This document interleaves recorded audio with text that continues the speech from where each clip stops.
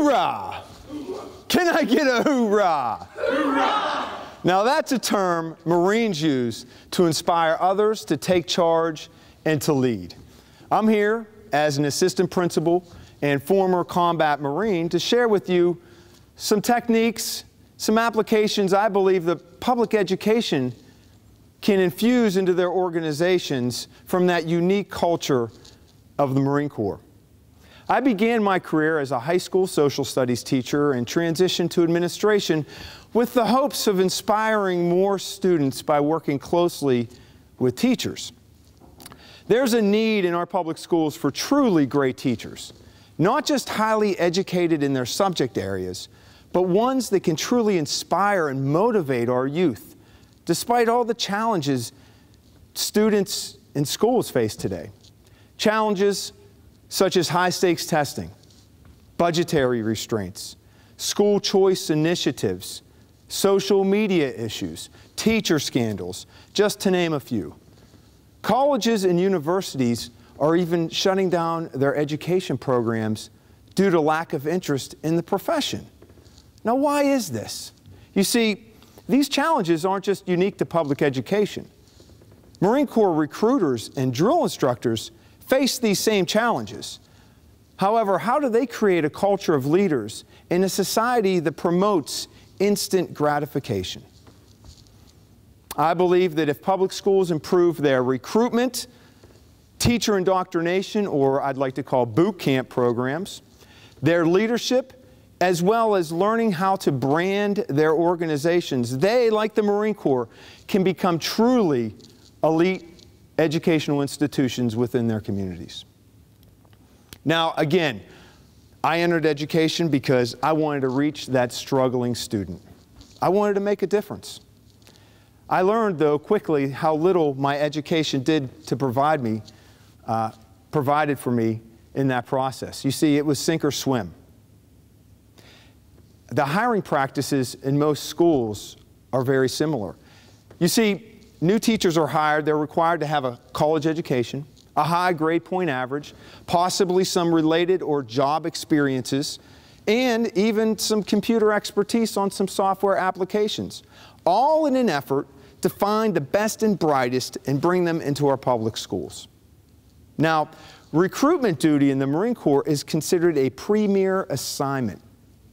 The Marine Corps believes that recruitment is as essential to the longevity of the Corps as it is success on the battlefield. Now, I know what you're thinking.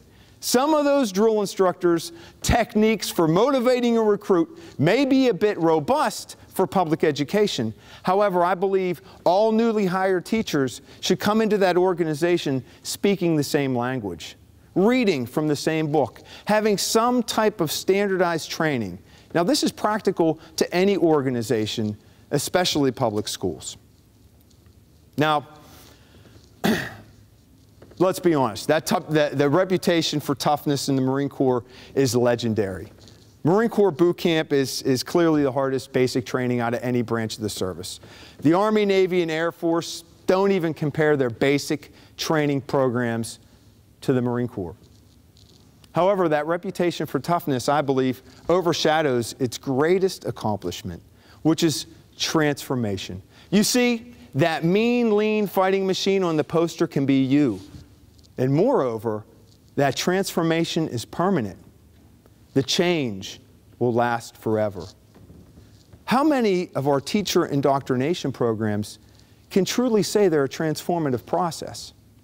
New teachers are hired, brought into an organization, are paired with a mentor teacher, and they complete some paperwork. You see, having all newly hired teachers start and speaking the same language creates a commonality. An esprit de corps will grow within that entire organization, just like it does in the Marine Corps. You see, that leadership starts with 3 young privates on a fire team, and their enthusiasm swells to other fire teams within that platoon. So horizontally and vertically through the entire organization creates that esprit de corps. So when I graduated boot camp, I graduated as a private. And I ultimately obtained the rank of a corporal. That's a non-commissioned officer. That, in civilian terms, would be considered a management rank. You see, That position was one to be revered. Myself, along with my fellow Marines, we worked hard to move up that promotional ladder. Matter of fact, it was demanded on us. You see, the philosophy in the Marine Corps is you move up or you move out. Now, when I entered public ed, I had that same view towards administrators, positions to be revered.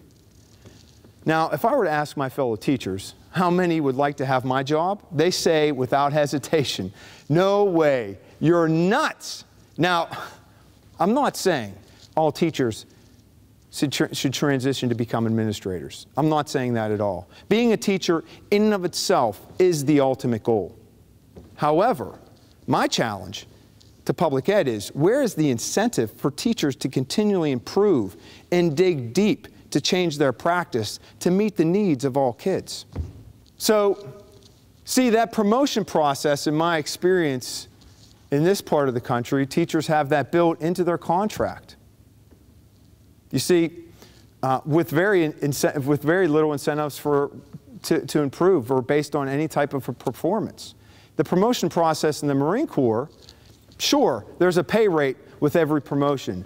But in addition, there are objective standards that must be met, which tend to give more faith to the validity of that promotion process.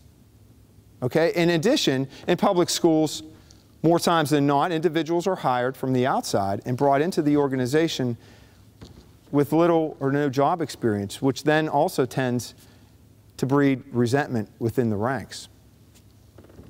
Now, branding of an organization. The Marine Corps does this better than any other organization in the world. The Army, if you've watched Army, Navy, and Air Force commercials, you will see some type of material promise for joining their service, such as college tuition, or a skill that can transition to the civilian world. In contrast, Marine Corps commercials offer you little in regards to material gain. Matter of fact, they leave you with a question. Do you have what it takes to be one of us? Now, I challenge public schools. Can we appeal to this self-sacrifice without being laughed out of existence? Only if every employee in that district, from the superintendent to the custodian, believe they work in the best school district in the industry, then maybe, just maybe, individuals will be interested in joining for reasons other than money. And finally, let's not forget the incredible psychological impact of our World War II posters. Sure, corny by today's standards, but these images spoke to the hearts and minds of citizens and soldiers alike, reminding us of the seriousness of the situation and the need of our own personal best efforts. Imagine, within our public schools, every day our teachers, our administrators walked around within the back of their minds thinking, I must not fail. Well, that public school would be very formidable indeed. This is our time. Our youth need us to lead them. Thank you for listening.